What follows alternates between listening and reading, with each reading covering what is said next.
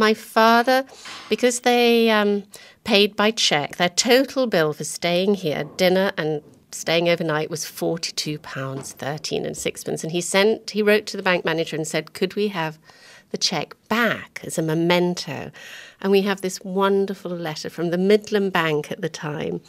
He says, I'm afraid they are never likely to have the same value as the Bayeux tapestry, but I trust it will serve your purpose. Back in 1964, Gail Moss was one lucky teenager, and that was because the Beatles came to stay at her house. Her house is now known as the Holdsworth House Hotel, and it's just outside Halifax. My father had lived in London for many years before coming back to Halifax in the 50s, and he had a contact there who was involved in the music business, knew Brian Epstein, was involved with the Beatles from the early days. He got in touch with my father, knew that they'd started this private members club, that it was a lovely house in the country, and he said, could I bring the Beatles? And of course, my father said yes, but it all has to be very hush-hush, nobody must know, you mustn't tell your daughters, and all those sort of things. Oh, you can't do that.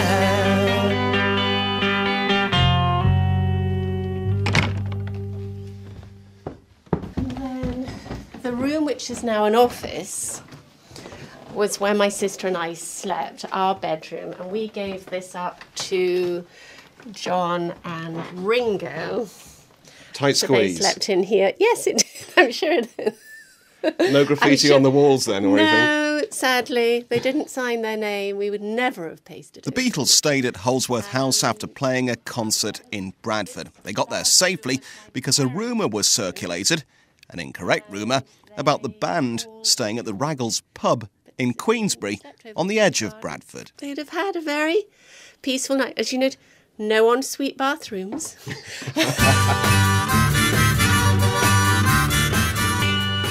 They arrived after the concert in Bradford, so they got here 11-ish, had something to eat. They were in the bar and they were chatting to people who were here, members, and I was on the stairs trying to get a peep of anything, but was too young to be allowed to come downstairs and see them. The next morning I was up at the crack of dawn thinking that they'd come down for breakfast, which they didn't.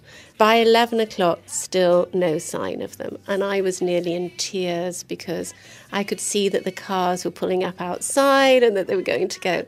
My mother said, this is ridiculous. Come on. And just went up to the door, knocked on the door and said, are you decent? And I think it was Paul McCartney came to the door. Yes, Mrs. Pearson. She said, my daughter's been waiting all morning to see you, and pushed me in. What happens when you're pushed in then? Do you sort of freeze for a while, do you? Yes, I did freeze, but they were so lovely. Paul McCartney offered me a cigarette, and I said, oh, no, I don't smoke. Thank you very much.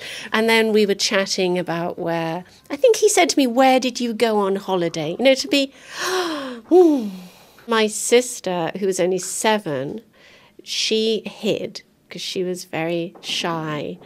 And by that time, Ringo and John had come into the big room where Paul and George were. No one could find my sister Kim. So everybody sort of went looking, and Ringo found her hiding behind a curtain and said, oh, come on out, Kim, and get this photograph. And she just remembers seeing this hand with lots of rings on it. I look back on it now and wish that but can one make more of those moments? You just have to live within that moment.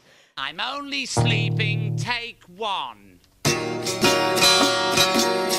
I wake up early in the morning, lift my head, I'm still yawning. So, if you want to sleep in the same place as the Beatles did, and even use 2 of their beds which are still here, you know where to go. And Gail Moss says their Beatles connection really does capture people's imaginations. I'm amazed how often I hear people in reception or going on the corridors and they're saying, oh, I can't believe the Beatles slept here. How exciting. And of course, the building is 17th century. It looked like it did in 64 when they came. It still looks the same. We haven't been modernised. It's as they saw it.